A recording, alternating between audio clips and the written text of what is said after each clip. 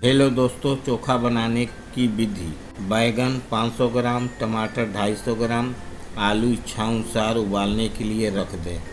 चोखा को सौंधा बनाने के लिए बैगन टमाटर को कोयले की आंच पर भूंज लें। जब बैगन टमाटर आलू पक जाने के बाद तीनों को छीलकर रख लें। अब आप 250 ग्राम प्याज, 10 जौ लहसुन की कलियां, 4-5 पीस हरी मिर्च, 2 डाली हरी पत्ती धनिया, थोड़ा सा आदि, इन सब सामानों को पतला पतला काट कर रख लें। जो पहले से बैगन आलू टमाटर छिलकर रखे हैं उसी में डालकर अब आधा चम्मच कूटा मिर्च, लाल मिर्च पाउडर, हींग और 1 छोटा चम्मच स्वाद अनुसार काला व सादा नमक, काली मिर्च पाउडर, खटाई पाउडर डालकर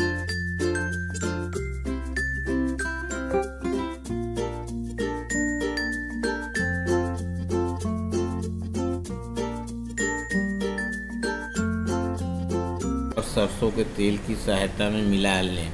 इसमें पानी नहीं डालना चाहिए और न पड़ना चाहिए। इसमें सरसों के तेल से ही मल लें और